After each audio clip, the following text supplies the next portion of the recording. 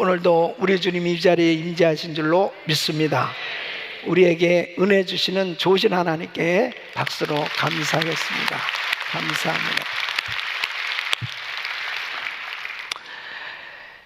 저는 지난 주간 국제총회에서 참 하나님의 은혜를 많이 받으면서 참 하나님께서 우리 교단을 이렇게 세워주시고 선교하는 이 교단으로 또 우리 모든 교회들이 선교의 뜨거운 열정을 가지고 그렇게 헌신하는 그런 귀한 동역자들이 모여서 함께 찬양하고 하나님의 말씀을 들으면서 정말 하나님 앞에 더 재헌신할 수 있는 그런 시간을 가졌습니다. 그 시간이 참 너무 행복한 시간이었습니다.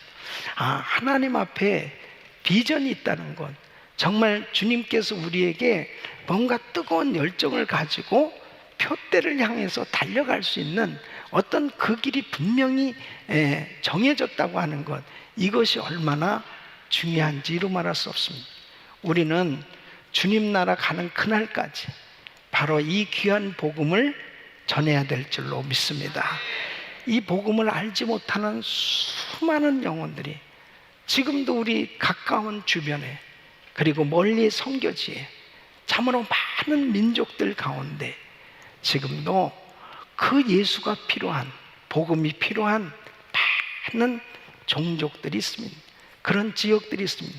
그 일을 위해서 하나님은 우리를 사용하시기 원하시는 거예요. 바로 그 일에 귀하게 쓰임받기를 예수 이름으로 축원합니다. 그렇게 뜨겁게 은혜를 받고 있는 중에 참 안타까운 소식을 들었습니다. 그것은 우리가 그렇게 기도하면서 서명운동까지 해온 ACR 99 법안이 통과됐다, 그 이야기를 들었습니다. 물론 결의안이 통과되었기 때문에 그 다음 단계로 이제 더 심각한 법안으로 만들어져서 또 통과가 될 겁니다. 지금 캘리포니아는 이렇게 극도로 타락해져 가고 있습니다. 이 시대를 제대로 분별하지 못하면 우리가 살고 있는 이 미국, 우리가 지금 살고 있는 이 남가주의 현실을 바로 이해하지 못하면 하나님 뜻대로 살 수 없는 것입니다. 이렇게 무섭게 타락해져 가는 이 시대에 하나님 앞에 절실히 간절히 구할 것은 부흥인 것입니다. 하나님이 주시는 부흥인 것입니다. 바로 이 부흥이 와야 바로 이 땅이 다시 회복될 수 있고 하나님 앞에 바로 쓰임받을 수가 있기 때문에 하나님 부흥을 주시옵소서. 정말 부흥을 더 절실히 간절히 사모하면서 기도하게 되었습니다. 오늘도 이 예배를 드리는 우리 모든 성도님들이 꿈을 꿔야 될 것, 간절히 사모해야 될 것은 말씀 부흥인 줄로 믿습니다. 이 하나님의 말씀 부흥을 경험할 때 모든 것이 회복될 수 있는 것입니다. 아무리 세상이 타락해져 가도 하나님이 부어주시는 이 부흥이 있으면, 부흥을 경험하면 다 회복될 수 있는 거예요. 부흥만이 살 길인 것입니다. 부흥만이 회복될 수 있는 길이에요. 그래서 하나님 앞에 부흥을 간절히 사모하시기를 축원합니다. 하나님께서 부흥을 주실 때 사람을 통해서 부흥을 주셨습니다. 그래서 그 시대마다 무섭게 타락해져 가는 그 상황 가운데서 부흥을 간절히 사모했던 사람들에게 하나님께서 부흥을 주셨고, 그 사람을 통해서 그 사람이 속한 공동체에 하나님께서 놀라운 부흥의 은혜를 베풀어 주셨던 걸 볼 수 있습니다. 부흥을 경험하면 근본적인 문제가 해결되고 그리고 진정한 회복의 역사가 일어나게 되는 줄로 믿습니다. 오늘 이 본문 말씀은 바로 하나님께서 다윗에게 부흥을 주신 것입니다. 다윗이 말씀 부흥을 경험하게 됩니다. 이 다윗이 왕으로 통치하는 기간 동안 하나님께서는 이스라엘에게 엄청난 부흥을 부어주십니다. 여러분, 다윗은 이스라엘 왕으로 40년간 통치를 합니다. 그때 헤브론에서 7년, 예루살렘에서 33년을 통치하게 됐습니다. 그가 통치하는 기간 동안 하나님께서 놀라운 은혜를 주셨습니다. 그래서 통일 왕국을 이루게 되었고요, 분열되었던 나라가 하나가 되었습니다. 그리고 다윗이 전쟁할 때마다 하나님이 승리하게 해주신 거예요. 그 승리하게 해주심으로 인해서 영토가 계속 확장돼서 그야말로 대국을 이루게 되는 것을 볼 수 있습니다. 뿐만 아니라 법궤를 이제 예루살렘으로 안치시키고 모든 우상을 다 척결하고, 그리고 예배 중심의 나라, 바로 제사 제도를 정립하고 하나님을 잘 예배하는 나라로 세워가는 것을 볼 수 있습니다. 그러면서 다윗의 마음에 간절한 바람이 있었습니다. 그것은 성전을 건축하기를 바랐습니다. 여러분, 하나님께서 마음에 부흥을 주시면 그 마음이 하나님을 향하게 돼 있어요. 그 하나님을 뜨겁게 사랑하게 돼 있어요. 그래서 하나님의 기쁨이 되어지는 일을 하고자 하는 그 마음이 너무나 간절한 거예요. 그의 평생에 하나님이 주신 많은 물질이 있었습니다. 그에게 허락한 많은 축복을 성전 건축을 위해서 아낌없이 다 드렸습니다. 그리고 그의 아들 솔로몬 때 솔로몬 성전이 건축된 것을 볼 수 있습니다. 하나님께서 이 다윗에게 놀라운 은혜를 주시니까 하나님 마음에 꼭 드는 사람이 되었습니다. 사도행전 13장 22절로 23절 보면 다윗을 왕으로 세우시고 증거하여 가라사대 내가 이새의 아들 다윗을 만나니 내 마음에 합한 사람이 내 뜻을 다 이루게 하리라 하신, 하나님이 그 약속하신 대로 이 사람의 씨에서 이스라엘을 위하여 구주를 세우셨으니 곧 예수라.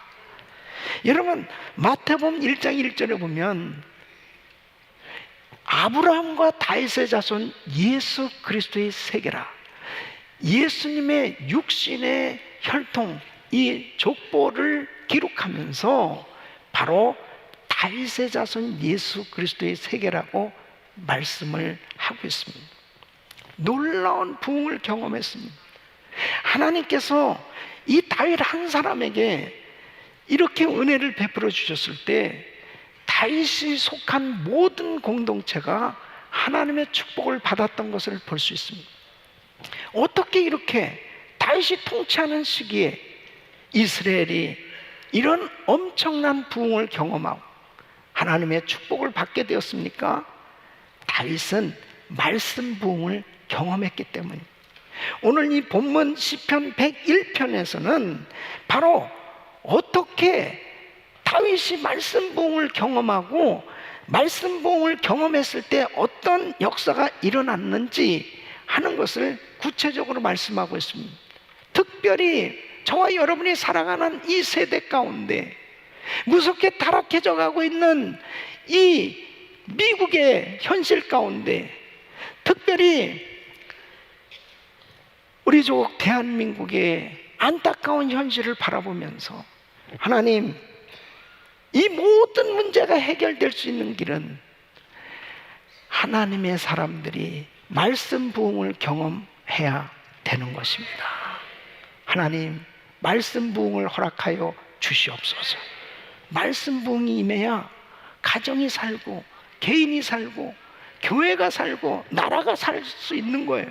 그래서 다윗이 말씀 부흥을 경험했을 때 이런 엄청난 역사가 일어났던 것처럼 저와 여러분들이 말씀 부흥을 경험하면 하나님 앞에 기도했던 이 모든 문제의 제목들이 해결될 줄로 믿습니다.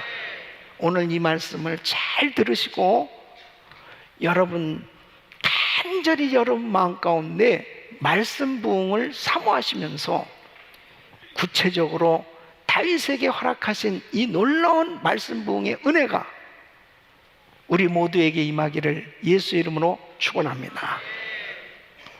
첫째는 다윗은 개인적으로 하나님 말씀을 사모하고 말씀을 순종하며 말씀에 충만한 왕이었습니다.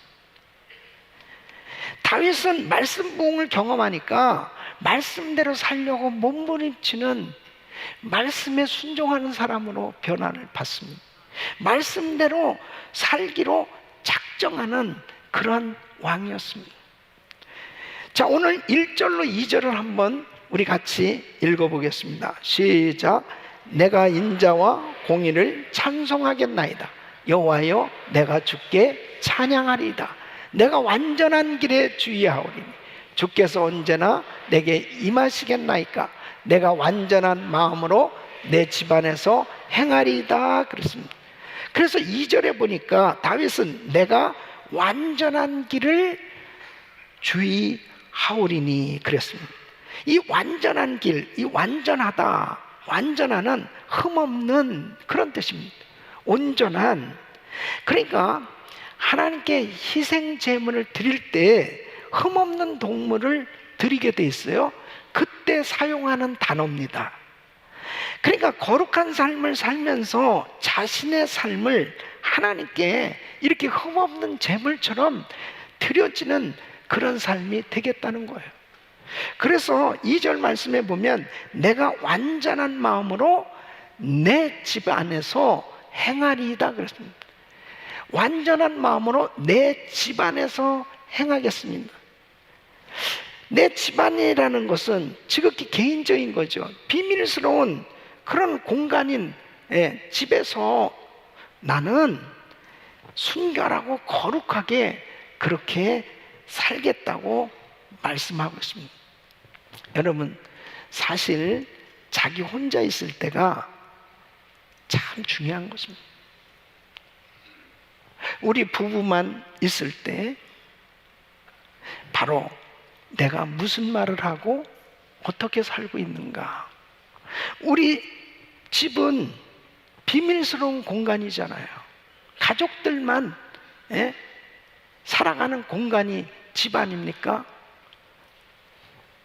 그 집에서도 다윗은 내가 보다 더 거룩하고 순결하게 하나님 보시기에 아름다운 그런 삶이 되겠다고 작정하는 거예요. 여러분, 우리가 신앙생활하면서 정말 우리들의 집에서의 삶이 얼마나 중요한지 모릅니다. 저는 제가 여러분들 앞에 이렇게 강단에 서기 위해서 오늘 멋진 넥타이도 골라매고 그리고 참 정장을 하고 이 자리에 서 있잖아요. 근데 제가 집에서도 이렇게 살까요? 집은 비밀스러운 공간이에요. 그곳에서 어떤 모습으로 내가 드러나는가?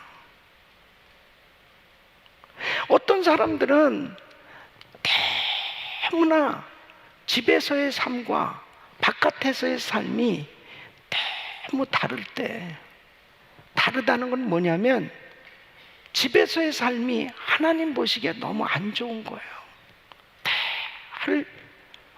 불편한 관계가 만들어집니다. 함부로 말을 마구하는, 잘못된 그런 일을 마구하는, 그것이 집안에서 얼마든지 비밀스러운 공간에서 나타날 수 있잖아요. 다윗은 은혜를 받으니까 달라진 게 뭐냐면 내 집에서부터 제가 온전히 살겠습니다, 이렇게 고백하는 거예요. 이것은 말씀 부흥이 임하면 저절로 이렇게 고백하지 않을 수 없는 거죠. 달라질 수밖에 없습니다. 그러니까 우리가 하나님 앞에 드리는 찬양, 헌금, 하나님 앞에 드리는 모든 봉사 이전에 우리의 삶 자체가 하나님께 드리는 흠없는 제물로 나타날 때 하나님이 기뻐 받으신 줄로 믿습니다. 그럴 때 집이나 교회에서나 사업장에서나 어디에서나 그냥 똑같은 삶이 되는 거예요. 예? 다윗은 자기가 하나님의 은혜를 받게 된, 내가 완전한 길을 주의하겠습니다. 그 길로 가도록 하나님 앞에 내 집안에서 바로 이러한 삶이 되도록 노력하겠습니다. 이렇게 작정을 합니다. 자, 그러면 구체적으로 어떻게 사는 것이 이렇게 흠없는 그런 삶이 되어지는, 그런 은혜의 삶이 되어지느냐? 비천한 것을 보지 않겠다고 그렇게 결심하는 거죠. 그래서 3절 말씀 보면 나는 비루한 것을 내 눈앞에 두지 아니할 것이요. 비루하다는 게 뭐예요? 비천한 것, 무가치하고 무익하고, 그리고 하나님이 보실 때 안 좋은 모든 것들을 의미하는 것입니다. 내가 하나님 앞에 신앙생활 하는데 거룩한 삶이 되어지는데 신앙생활에 도움이 되지 아니하는 것, 이런 거 멀리 하겠다고 그렇게 작정하는 것입니다. 거룩한 삶이 되는 것을 방해하는 것들, 이 보는 거예요. 보는 거 조심해야 된다. 보는 거. 응? 비천한 것들을 보지 않겠다, 이렇게 다윗이 작정하는 것은 그의 생애에 큰 경험이 있기 때문에. 그는 어느 날 남의 집에 여자가 목욕하는 것을 보았어요. 계속 묵상하다가 시험 들리게 됐습니다. 시험 받았. 그래서 그 밧세바를 데려다가 동침했어요. 간음죄를 저질렀습니다. 그 일이 그의 생에 큰 실수였습니다. 그의 생에 두고두고 상처를 받은 그런 실수였습니다. 보는 것 때문에 결국 그의 생에 얼마나 고통스러운 일이 많았는지 모릅니다. 여러분, 이 보는 게 얼마나 중요한지 모릅니다. 이 보는 것을 잘못 보다가 결국 거기서 시험 드는 거죠. 그것 때문에 죄가 들어오는 거죠. 그것 때문에 결국은 안 좋은 일을 하는 거예요. 요즘 손바닥 안에 스마트폰 다 있습니다.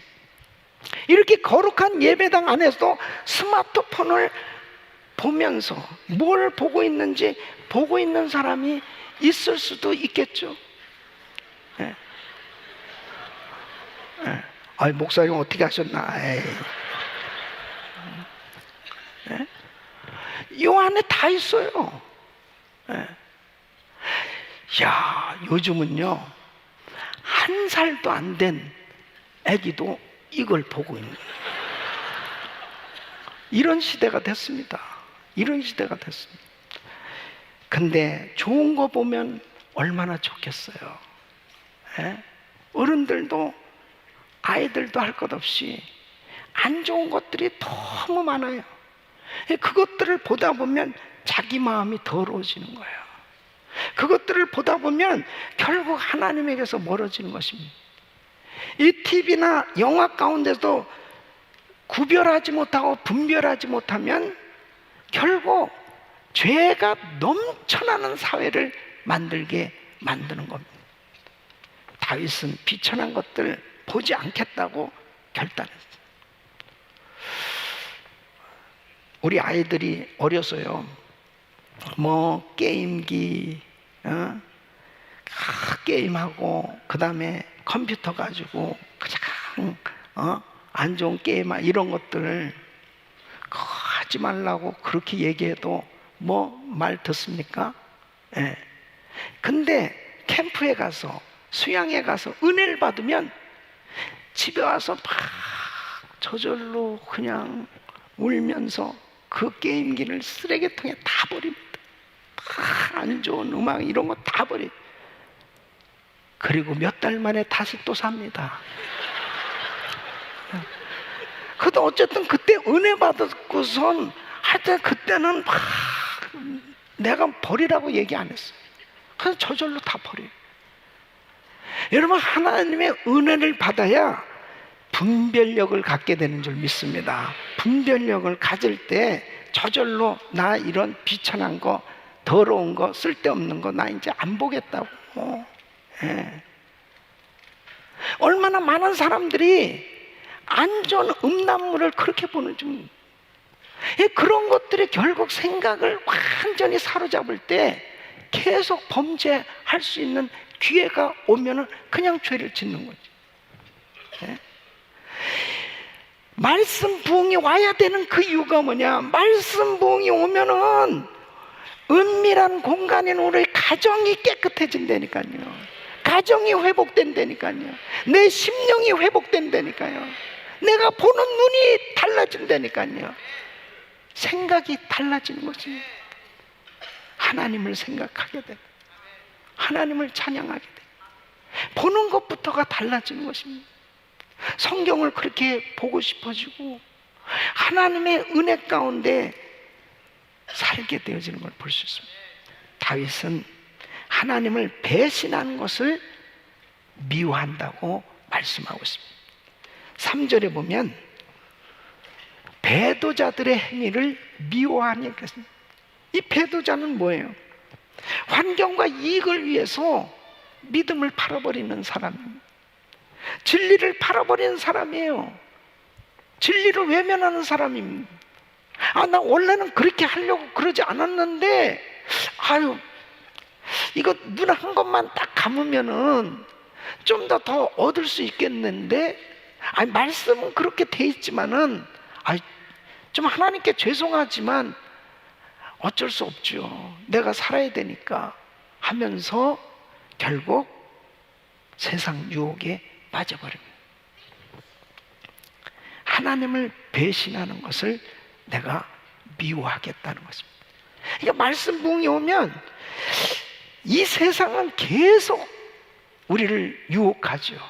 끊임없이 타협하자고 하는 거예요. 그럴 때 마음이 딱 정해지는 거예요. 안 돼. 그럴 수 없어. 내가 설령 불이익을 당한다 할지라도 난 그렇게 못 살아. 안 돼. 하고 그렇게 단호하게 거절할 수 있는 것, 하나님의 은혜인 줄로 믿습니다.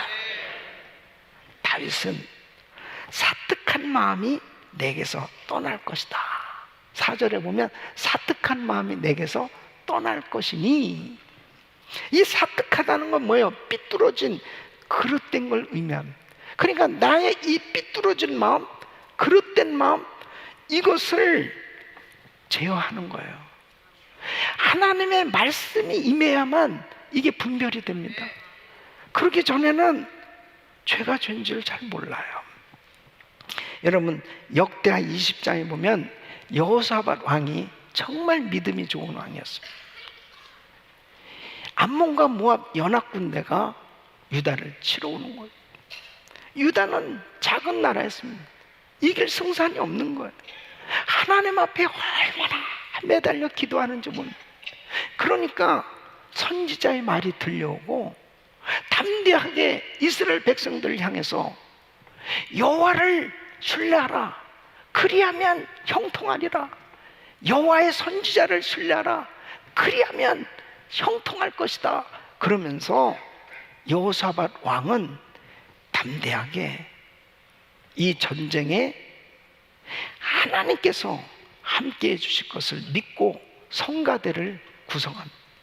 그래서 저 성가대를 앞장세워서 찬양하면서 전쟁에 나갈 때 하나님께서 친히 역사하시니까 자기들끼리 싸우고 다 결국 암몬과 모압이 지리멸렬 다 패하게 됩니다. 보세요. 그렇게 믿음 좋은 왕, 그 위기를 하나님 앞에 믿음으로 극복하고 승리한 이 왕이 어느 날 이제 평안해졌어요. 그랬을 때 이스라엘의 왕 아합하고 교제를 합니다. 아합이 어떤 사람인지 알잖아요. 바알 섬기는, 정말 이스라엘이 그렇게 우상을 섬기는 나라로 전락했을 때 하나님이 너무너무나 미워하셨어요. 그런데 이렇게 하나님을 배신하고 하나님 마음을 아프게 하는 왕하고 교제를 하는 거예요. 교제를 하면서 사돈 관계를 맺습니다. 이제 자기 아들 여호람과 이 아합의 딸과 결혼을 시켜요. 여러분, 이 일로 인해 가지고 결국 어떻게 됐느냐? 역사적으로 보면 이 아합의 딸은 누구예요? 이세벨의 딸이잖아요. 이세벨도 아주 정말 우상 숭배를 하는 그런 악한 여자였지만은 그의 딸 이 아달라는 더 악한 여자였습니다. 이게 결국은 이 일로 인해 가지고 유다는 망하게 된 거죠. 예. 누구랑 같이 교제하느냐 너무나 중요한 거예요. 그 교제하는 사람이 하나님을 모르고 하나님 마음을 아프게 하고 계속해서 잘못된 그 길을 걸어가고 있는 그 사람과 교제하고 있는 동안 그 사람의 죄가 같이 함께 하는 그런 일이 생겨질 수밖에 없어요. 친구 잘 사귀어야 됩니다. 예? 교제하는 사람 중요해요.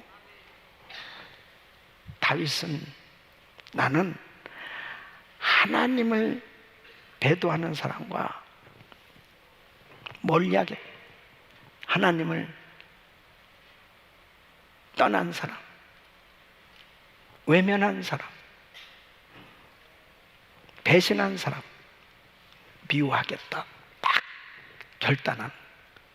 여러분, 우리가 신앙생활하면서 자기 주변을 잘 관리하는 것이 얼마나 중요한지 모릅니다. 고린도전서 5장 11절 말씀 우리 한번 같이 읽어볼까요? 시작.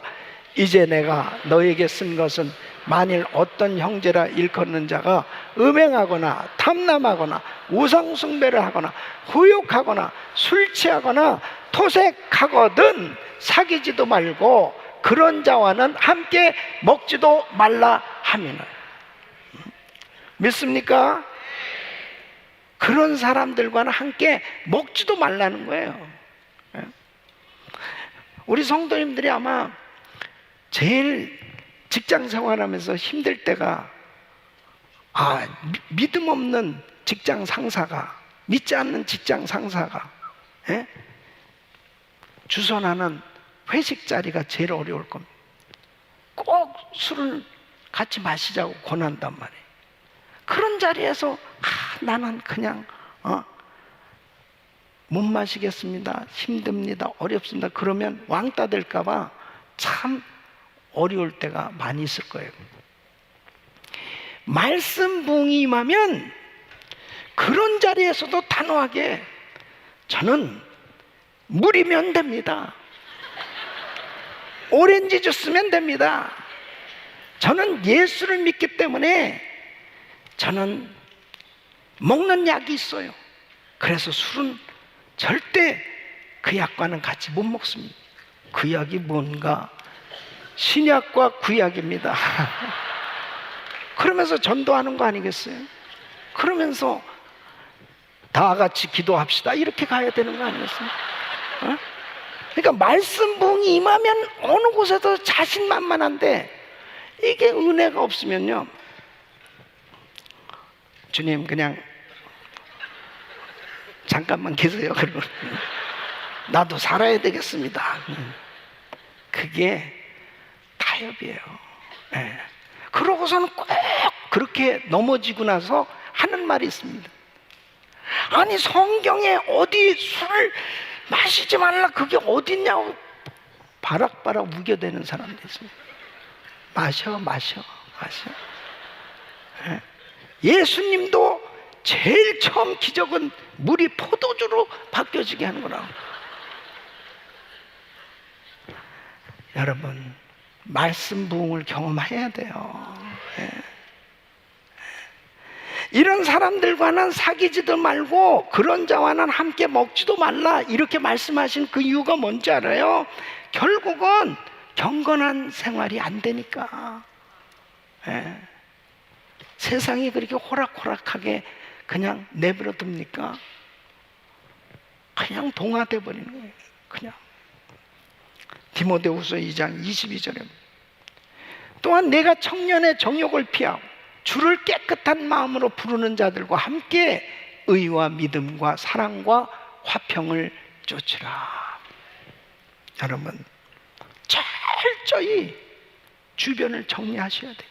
내가 만나는 사람이 어떤 사람, 나의 환경 가운데 하나님 마음을 아프게 하는 일, 이런 것들을 정리할 수 있기를 바랍니다. 다윗은 그렇게 결단을 한 거예요.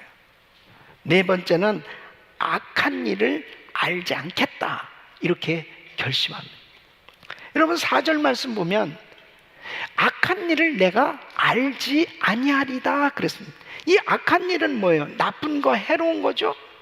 이 도덕적으로 악한 것, 하나님이나 다른 사람을 향해 잘못된 마음을 갖는 것, 다른 사람을 향해서 해하려는 마음, 이거 나쁜 마음이죠.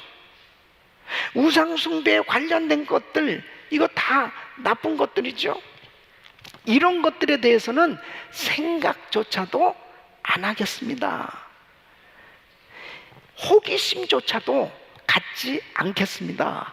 이런 말씀이에요.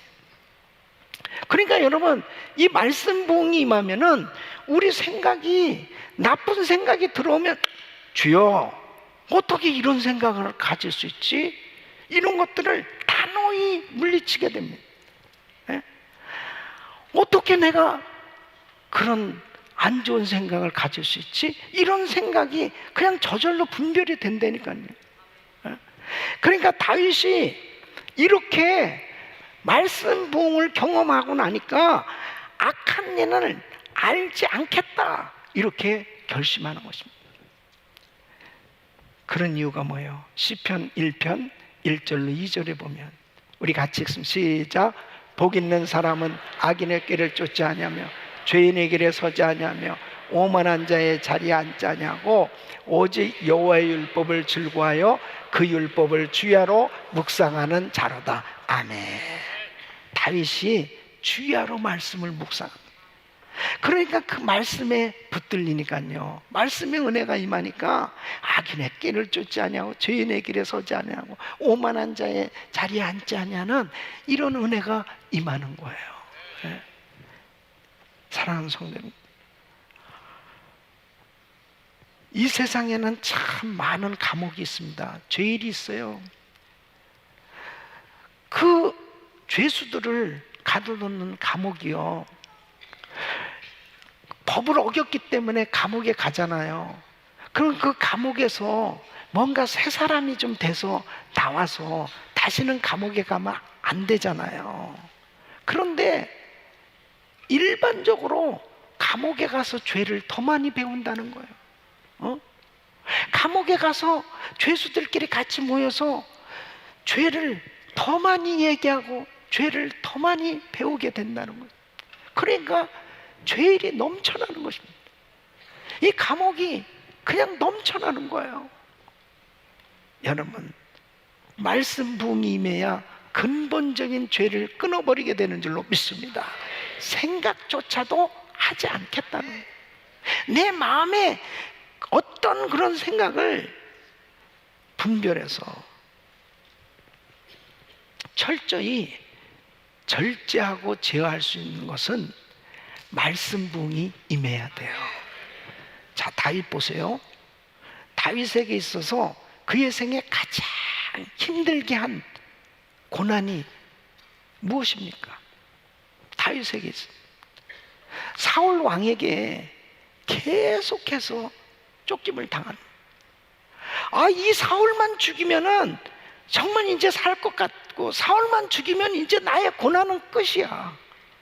이 사울 만나가지고 너무 오랫동안 고난을 당하는, 이거 뭐 어떻게 살겠습니까? 이 수천 명을 풀어가지고 이 다윗을 잡으러 다니는 거예요. 에? 이런 위기 가운데 다윗이 사울을 죽일 수 있는 기회가 왔습니다.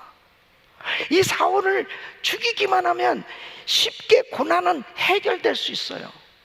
이야, 절호의 기회다. 절호의 기회다.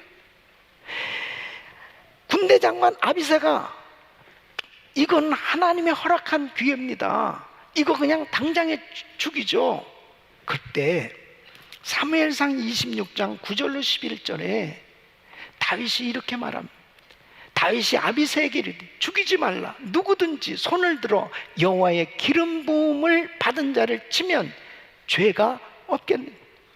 또 가로되 여호와께서 사시거니와 여호와께서 그를 치시리니 혹 죽을 날이 이르거나 혹 전장에 들어가서 망하리라. 내가 손을 들어 여호와의 기름 부음을 받은 자를 치는 것을 여호와께서 금하시나니 너는 그의 머리 곁에 있는 창과 물병만 가지고 가자. 여호와의 기름 부음 받은 자를 치면 죄가 되지 않겠니? 아니, 어디서 다윗이 이런 말씀을 할 수 있었을까요? 여러분, 이게 말씀 부흥이에요. 바로 하나님의 말씀을 아니까, 하나님의 말씀에 사로잡히니까, 야, 이건 죽이면 내 고난이 끝날 텐데, 그런데 말씀으로는 아니야, 여호와의 기름 부음을 받은 사울을 내가 죽일 수는 없는 거야. 내가 죽이면 이것은 하나님께 죄가 되는 거야. 그러면서 하나님의 말씀이 그를 확실히 사로잡고 그런 충동을 절제할 수 있도록 그렇게 사울 죽이는 것을 막았단 말이에요. 어떻게 할 수 있었을까요? 다윗은 모세 오경을 읽었던 겁니다. 그러니까 바로 창세기 20장에 아브라함의 아내 사라가 이 블레셋 왕 아비멜렉에 잡혀가잖아요. 이 아브라함은 하나님에게 부름을 받은 하나님의 종이었습니다. 선지자였어요. 그런데 바로 아비멜렉은 그런 사실을 모르죠. 그리고 자기 그냥 누이라고 그러니까 그런 줄 알고 이 사라를 취해서 자기 아내를 삼으려고 그랬어요. 그때 하나님이 나타나셨어요. 아비멜렉, 너 이놈, 하나님의 종, 내 종, 선지자인 아브라함의 아내를 건들면 너 죽어! 그러면서 하나님께서 엄청난 진노의 말씀과 경고의 말씀을 아비멜렉에게 합니다. 깜짝 놀랐죠, 아비멜렉이. 그래서 사라를 풀어주고 위로하느냐고 막 소와 양과 그런 예물을 주면서 보냅니다. 말씀을 아는 거예요. 다윗은 하나님의 말씀을 아는 거예요. 여호와의 기름 부음 받은 자를 치면 죄가 되지 않겠다. 그러니까 다윗이 하나님의 말씀에 붙들렸기 때문에 그런 상황 가운데서도 말씀대로 살려고 몸부림치는 하나님의 말씀에 순종하는 삶이 되었기 때문에 승리한 줄로 믿습니다. 오늘날 하나님의 말씀을 모르니까 죄가 죄인지도 모르고요, 그냥 함부로 하는 거예요. 그냥 막 사는 사람이 얼마나 많은지 몰라요. 자기 감정대로 그냥 행하는 거예요. 아니, 하나님도 이해하시겠지. 아니, 하나님이라면 나의 이 형편 다 아실 텐데. 말씀을 제쳐놓고 살려고 할 때 하나님의 역사가 일어나지 않습니다. 시편 1편의 다윗의 고백처럼 바로 하나님의 말씀대로 하나님의 말씀을 사랑하고 말씀을 묵상하며 살아갈 때 시냇가에 심기운 나무가 시절을 쫓아 과실을 많이 맺는 것처럼 바로 우리의 삶은 형통한 삶이 될 줄로 믿습니다. 말씀 부흥을 경험해야 돼요. 링컨은 대통령으로 취임하는 날 아주 낡은 작은 성경책을 가져옵니다. 그리고 그 성경책 위에 손을 얹고 대통령 취임 선서를 하게 됩니다. 그 성경책은 어린 시절 자기의 엄마가 자기에게 성경을 읽어주셨고, 그리고 세상을 떠나면서 링컨에게 유산으로 준 성경책이었습니다. 링컨은 너무나 가난해서 학업을 제대로 이어갈 수 없는 그런 어려운 환경 속에서 자랐습니다. 그는 이렇게 고백합니다.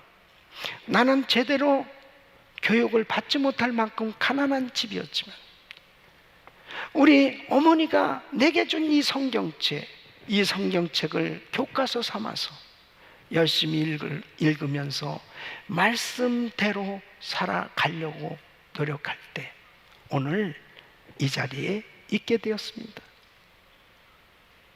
그는 이렇게 고백합니다. 내가 영의 식탁에 나가기 전에 육의 식탁에 나간 적이 없다. 밥 먹기 전에 반드시 성경부터 읽었다는 거예요. No Bible, no breakfast.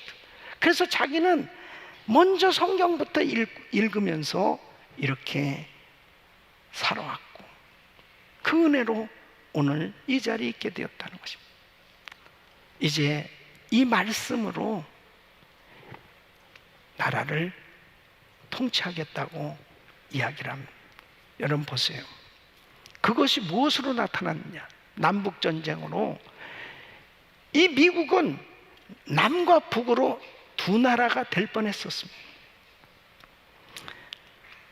그는 그런 위기 가운데 백악관에서 하나님 앞에 무릎을 꿇고 간절히 기도하는 그 기도를 하나님 받으시고 이 미국을 합중국으로 통일되게 해주신 줄로 믿습니다. 노예를 해방시켜 주시는 그런 역사가 일어날 수 있었던 것도 하나님의 말씀을 깨달았기 때문에 대통령이 그렇게 통치를 할 수 있었던 거예요. 여러분, 말씀 부흥이 있어야 하나님이 기뻐하시는 뜻대로의 삶이 되는 줄로 믿습니다. 우리 자녀들 말씀으로 키워야 돼요. 말씀으로 키우지 않고서는 이제는 이 시대는 정말 점점 더 세상이 무섭게 타락해져 가고 이제는 공립학교조차도 믿을 수 없을 만큼 이렇게 타락해져 가고 있습니다. 우리 아이들이 학교 가서 좋은 걸 배워야 될 텐데 거기서 잘못된 마약을 손에 대게 되고 입에 대게 되고 안 좋은 것들을 배우고 그리고 잘못된 성교육을 배우고 점점 이 세상은 악해져 가고 있습니다. 저는 우리 교회가 우리 교육부를 더 하나님의 말씀으로 무장시키는 우리 자녀들 교육을 위해서 전적으로 투자해야 되겠다.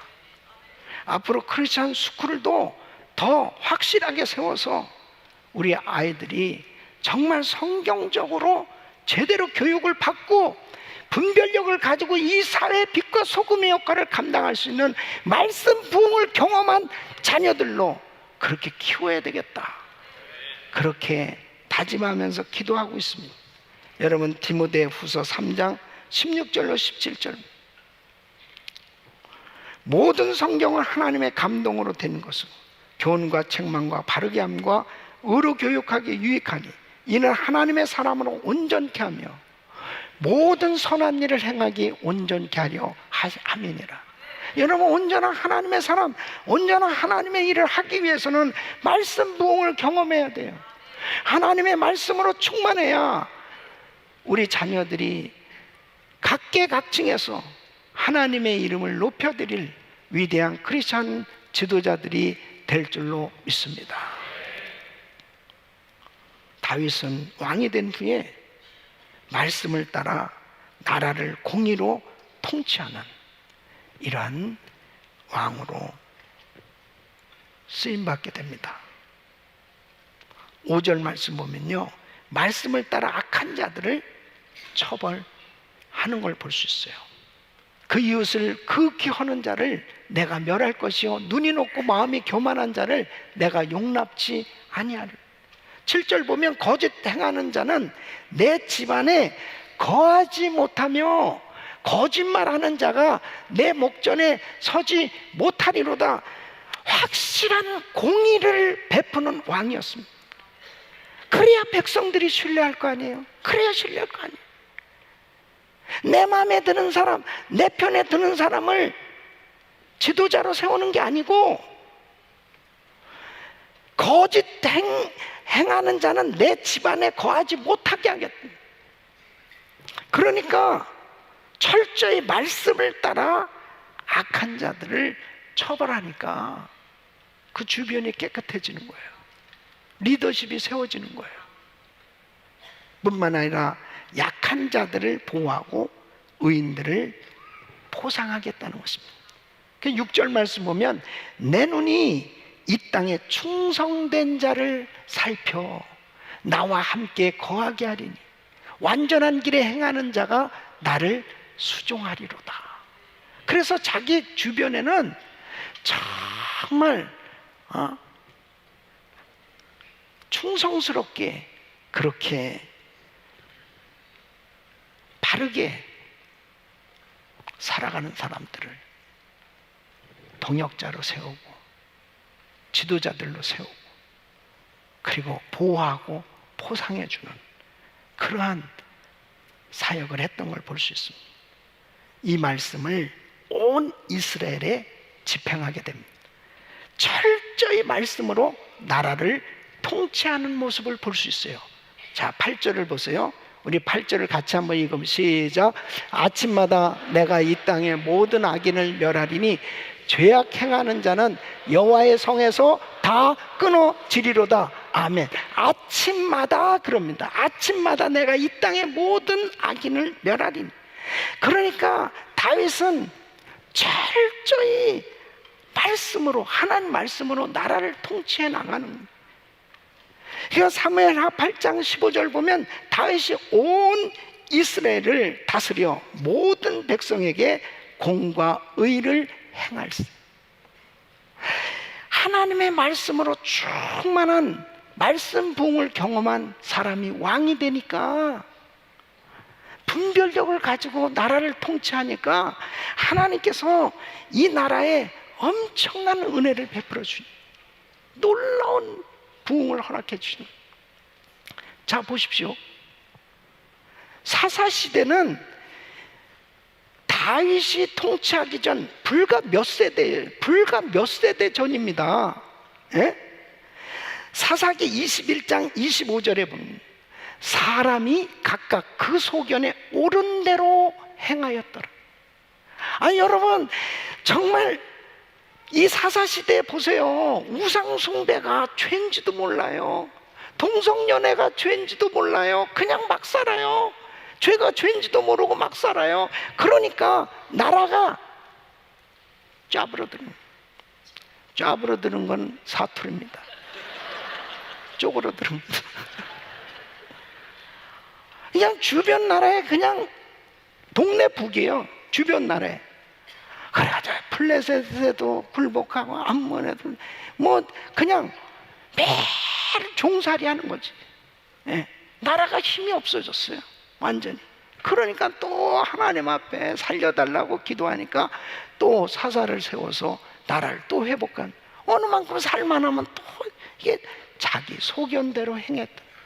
여러분, 말씀 부흥을 경험하지 못한 사람들은 그냥 자기 소견대로 산다니까요. 자기 소견대로 살다 보니까 하나님의 복이 임할 수가 없죠. 하나님의 은혜가 임하지 않으니까 되는 일마다 안 된다. 되는 일마다 안 된다. 그 말이 안 되는구나. 하는 일마다 안 되는.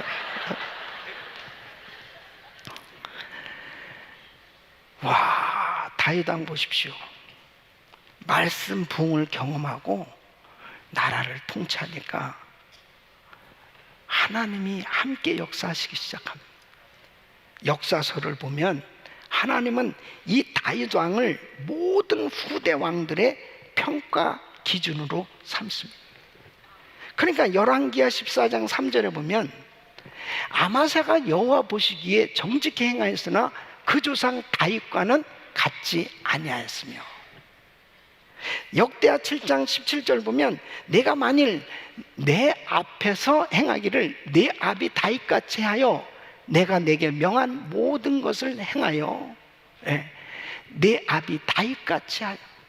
항상 다윗이 기준이에요. 하나님 앞에 우리가 말씀 부흥을 경험해야 바로 이 땅에서 우리가 모델이 돼서 기준이 되는 삶이 될 줄로 믿습니다. 우리 성도 한 사람 한 사람이 말씀 부흥을 경험해야 여러분이 속한 가정이 회복되고요, 여러분이 하는 모든 범사에 하나님의 영광을 드러내는 하나님의 놀라운 역사가 일어나게 돼 있습니다. 저는 지금 우리가 살고 있는 이 미국의 현실, 우리 대한민국의 현실을 바라보면서 얼마나 안타까운지 이루 말할 수 없습니다. 왜 대한민국이 이렇게 양극화 현상 가운데 얼마나 싸움이 벌어졌는지 모릅니다. 국민들이 완전히 분열됐습니다.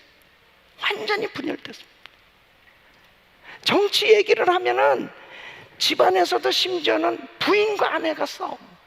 부인과 아내가 싸운 게 아니에요. 그거는 동성애자인가 보다. 내가 아주 이 동성애 때문에 아주 남편과 아내가 싸우고, 부모와 자식이 싸우고요, 교수와 학생이 싸우고요. 어쩌다가 이렇게 나라가 완전히 분열이 됐는지요. 아마 여기서도 제가 뭐 또 누구 지지하면요, 또 일어나가지고 에이, 목사님도 무슨 파구나 그러고 나갈 사람도 있을 수도 있어요. 그 정도로 양극화가 됐어요. 어쩌다 이 지경이 됐냐 말이에요. 왜 백성들을 나누느냐 말이에요. 하나님의 말씀을 모르는 통치자가 정치를 하면 이렇게 망가지는 거예요. 하나님을 경외하는 자들이 통치자로 세워져야 될 줄로 믿습니다. 내년도 미국이나 한국이나 이제 총선입니다. 이 미국도 마찬가지고 한국도 마찬가지고 하나님의 말씀 부흥이 임해야 됩니다. 그래야만 마음을 찢으며 회개하고, 누구의 탓이 아니고 내 탓이고, 누구의 잘못이 아니고 내 잘못이고, 하나님 앞에 전부 엎드려 회개하면서 하나님의 은혜를 구하는 그런 통치자가 대통령이 되고 정치 지도자들이 될 때 나라는 하나 될 줄로 믿습니다. 다른 방법이 없어요. 제도로 되는 거 아니에요. 사람을 바꾼다고 되는 거 아니에요. 부흥을 하나님께서 주셔야 돼요. 하나님의 부흥이 와야 돼요.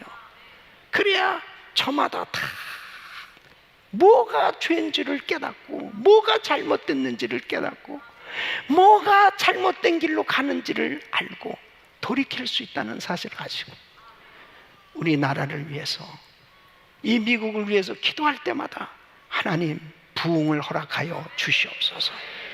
부흥이 와야 돼요. 부흥이.